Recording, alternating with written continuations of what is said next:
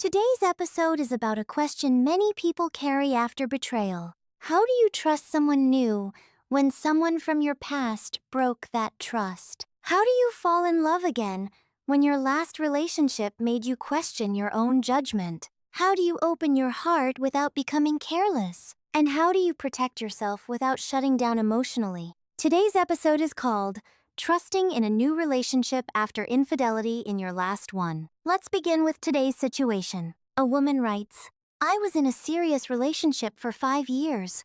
I trusted him completely. I thought we were building a future together. Then I found out he had been unfaithful. The betrayal shattered something in me. It wasn't only that he lied. It was that I started questioning myself. How did I not see it? Was I foolish? Can I even trust my own judgment? Now I'm dating someone new. He is kind, consistent, patient, and emotionally available. He hasn't given me any real reason to doubt him, but I still feel scared. If he replies late, my mind starts making up stories. If he goes quiet, I wonder if something is wrong.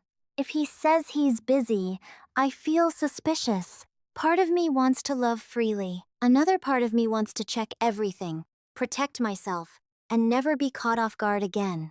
How do I trust someone new after being betrayed before? First, let me say this clearly. Your fear makes sense. After betrayal, the nervous system often goes on high alert. It tries to protect you. It scans for danger. It notices changes.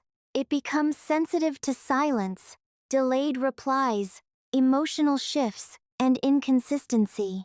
That doesn't mean you're broken. It means your mind and body learned that love can become unsafe. And now, they're trying to make sure it doesn't happen again. But here's the hard truth. You can't build a healthy new relationship if the new person is constantly paying for the old person's betrayal. Your pain is real, but your new partner is not the one who hurt you. The work is learning how to protect your wisdom without letting fear take the lead in the relationship. Now let's talk about trust. Trust is often misunderstood. Many people think trust means certainty. They think, if I trust you, I know you'll never hurt me. But that isn't really trust. That's a wish for a guarantee. And love does not come with guarantees. Trust is not certainty. Trust is the willingness to be vulnerable with someone when you cannot control the outcome. That's why love is risky. That's why falling in love is a leap, not a blind leap. But still a leap. Every meaningful relationship asks you to step into the unknown. You don't know how the person will behave in 5 years. You don't know how life will test you. You don't know how stress, temptation, distance, success, failure, family, pressure, or pain will affect the bond. And still, people love. Because a life without trust becomes very small. Think about something interesting. Every day, we trust strangers and invisible systems. We trust a stranger to drive a taxi or an Uber.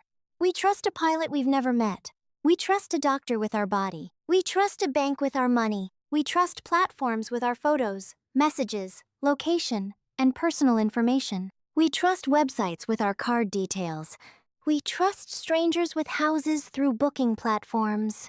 We trust people with cars, deliveries, keys, food, documents, and sometimes even our safety. In modern life, we constantly engage with the unknown. We don't trust because there is zero risk. We trust because we have signals, reviews, reputation, consistency, rules, past behavior, accountability, systems, patterns, evidence. And that's the key. Healthy trust is not blind. Healthy trust is evidence-based. You don't hand your whole heart to someone on day one, but you also don't keep them emotionally outside forever. You observe, you pace yourself, you notice, you let trust grow through repeated experiences. Does this person do what they say? Do they respond with care? Are they honest when something is uncomfortable? Do they respect boundaries? Do they show consistency? Do they take responsibility? Do they make you feel emotionally safe without demanding instant access to your whole life? Trust is built through patterns, not promises alone. Now, after infidelity, one of the deepest wounds is not only the loss of trust in the other person, It's also the loss of trust in yourself. You may ask, how did I miss it? How could I believe them? Why did I ignore the signs? What if I choose wrong again? That's why healing is not only about trusting a new partner. It's also about rebuilding self-trust. Self-trust means I can listen to my intuition. I can notice patterns. I can ask questions. I can set boundaries. I can leave if I'm repeatedly disrespected. I can survive disappointment. I can love without abandoning myself. That last line matters. I can love without abandoning myself, because after betrayal, many people make one of two mistakes. The first mistake is over-trusting. They rush into the next relationship, ignore red flags, and hope love will fix everything. The second mistake is under-trusting. They interrogate, monitor, test, accuse, and keep the new partner permanently on trial. Neither extreme creates safety. Over-trusting ignores wisdom. Under-trusting blocks intimacy. The middle path is conscious trust. Conscious trust means I'm open, but not blind. I'm hopeful, but not naive. I'm careful, but not closed. I let closeness grow, but I also pay attention to reality. That's mature love. Now let's talk about triggers. A trigger is not proof that something is happening. A trigger is proof that something inside you remembers pain. If your new partner replies late, and your body immediately feels panic, pause. Ask, what is the evidence right now? Is this person actually behaving dishonestly? Or is my nervous system remembering the last relationship? Am I responding to the present or to the past? That question is powerful, because trauma often makes the past feel present. Your mind says, this is happening again, but sometimes what's happening is simply this. They're in a meeting, they're tired, they're with family, they're driving, they're having a hard day. The goal is not to silence your intuition. The goal is to separate intuition from fear. Intuition is usually calm and clear. Fear is often frantic and repetitive. Intuition says, pay attention. Fear says, panic now. Intuition notices patterns. Fear reacts to single moments. Intuition protects you. Fear imprisons you. So when you feel activated, slow down. Don't immediately accuse. Don't immediately investigate. Don't immediately build a story. Breathe. Observe. Ask for clarification if needed. A healthy sentence might sound like this. I know some of this may be coming from my past, but when communication suddenly changes, I feel anxious. I'm not accusing you. I'm trying to understand what happened and manage my own fear too. That is very different from saying, you're lying. You're just like my ex. I know something is going on. One opens a conversation. The other creates a courtroom. Now, what should you tell a new partner? You don't need to reveal everything on the first date. But if the relationship is becoming serious, honesty matters. You might say, I had a painful experience with betrayal in my last relationship. I'm working through it. I don't want to project that onto you. But sometimes I may need reassurance while I learn to trust again. I'm not asking you to fix me. I'm asking for patience, honesty, and consistency. That is healthy. It takes responsibility for your past without hiding it. It also gives the new person useful information. A mature partner won't use your pain against you. A mature partner won't say, that's your issue, deal with it. But a mature partner also should not be expected to live forever under suspicion. So both people need balance. The person healing from betrayal needs compassion. The new partner needs fairness. The relationship needs truth. Now, how does trust grow? Trust grows through small kept promises, not grand speeches, not dramatic declarations, small things. They call when they said they would. They explain changes without defensiveness. They respect your boundaries. They don't disappear when emotions get serious. They are kind when you're vulnerable. They admit mistakes. They repair. They don't make you feel crazy for asking reasonable questions. They are consistent over time. That's how trust grows. like a savings account, small deposits, repeated often, and when there is a withdrawal, there is repair. No relationship has perfect trust every day. People forget things. People disappoint each other. People get stressed. People communicate badly sometimes. The question is not, will this person ever make a mistake? The question is, what do they do after the mistake? Do they deny, deflect, mock, blame, disappear? Or do they listen, take responsibility, repair, and adjust? Trust is not built by perfection. It's built by repair. Now let's talk about risk. Falling in love is taking a risk. But not all risks are reckless. Crossing the road is a risk. Driving a car is a risk. Starting a business is a risk. Getting on a plane is a risk. Trusting a platform with your data is a risk. Letting someone into your emotional life is also a risk. The difference is risk management. You don't cross the road with your eyes closed. You look both ways. You don't give your bank details to just anyone who sends a message. You check the source. You don't hand your house keys to someone without some system of trust. You look for credibility. Love should be similar. Don't close your eyes, but don't refuse to cross the road forever either. Risk is part of aliveness. A heart that never risks may never be betrayed again. But it may also never be deeply known. The goal is not to eliminate risk. The goal is confident engagement with the unknown. That phrase matters. Confident engagement with the unknown. It means, I know I can't control everything, but I trust myself to respond if reality changes. I trust myself to ask questions. I trust myself to notice patterns. I trust myself to leave if something becomes unhealthy. I trust myself to love without disappearing. That is the foundation.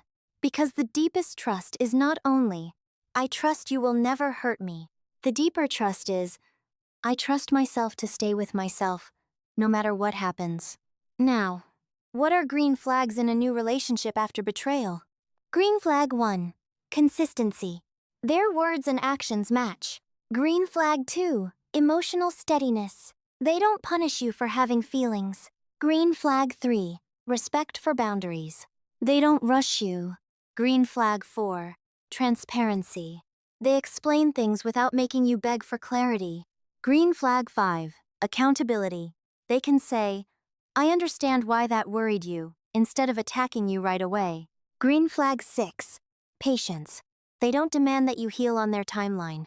Green flag 7. Mutuality. They have their own needs, boundaries, and feelings too. The relationship is not only about your fear. Now, what are red flags? Repeated secrecy.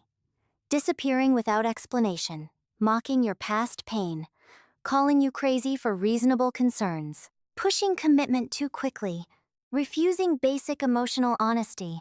Making you feel guilty for needing clarity. Using your vulnerability against you. Being inconsistent and then blaming you for noticing. Those are signs to slow down. Trust does not mean ignoring red flags. Trust means seeing clearly. Now, let's return to the woman in today's question. She says her new partner is kind and consistent, but her fear keeps coming back. My advice is this. Give trust slowly. Give it honestly. Give it in layers.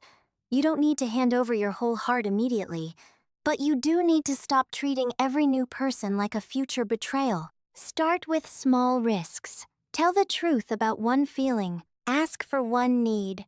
Allow one moment of closeness. Let them show you who they are. Then watch. Do they handle your vulnerability with care?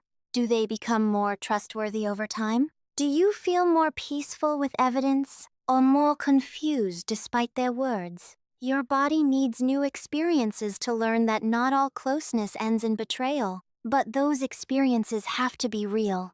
You can't think your way into trust completely. You have to live through small moments of trust and survive them. Now, there's one more important point. Don't make your new partner your therapist. They can support you. They can reassure you. They can be patient. But they cannot carry the entire weight of your healing. Healing after betrayal may require therapy, journaling, support groups, close friends, nervous system regulation, and time. Your new relationship can be part of healing, but it should not become the hospital for all your old wounds. That's too much pressure. A healthier frame is, I am healing, and I am learning how to love again. Not, you must prove every day that I will never be hurt again. No partner can prove that, but they can show integrity. They can show care. They can show consistency. They can show respect. And you can decide whether that evidence is enough to take the next step. So here's today's deeper lesson. Trust after betrayal is not about becoming innocent again. It's about becoming wise without becoming closed. You may never trust in exactly the same way you did before. And that may be okay. Maybe your old trust was too unquestioning. Maybe your new trust will be slower, clearer, more grounded, and more self-respecting. That is not a loss. That is growth. Trusting again does not mean forgetting what happened. It means refusing to let what happened become the whole story of your future. Because the person who betrayed you should not get to control every relationship that comes after them. They already hurt your past. Don't let them own your future. So, if you are beginning again after betrayal, go slowly. Stay aware. Ask questions. Notice patterns. Build self-trust. Communicate honestly. Let consistency matter. Let repair matter. Let kindness matter. Let time matter. And when the evidence is good, enough. Allow yourself to take the next small leap. Not because love is safe, but because love is meaningful. Not because there is no risk, but because you trust yourself to meet the risk with courage. Thank you for watching Ask the Life and Intimacy Guru. If this episode spoke to your heart, share it with someone who is trying to love again after being hurt. And remember, trust is not the absence of risk. Trust is the courage to move toward love while staying loyal to yourself. This video is for educational and relationship awareness purposes only. It is not medical advice, therapy, or professional counseling. If you are experiencing ongoing relationship distress, emotional abuse, anxiety, depression, trauma, betrayal trauma, or a relationship crisis, please consult a qualified therapist, counselor, doctor, or certified relations.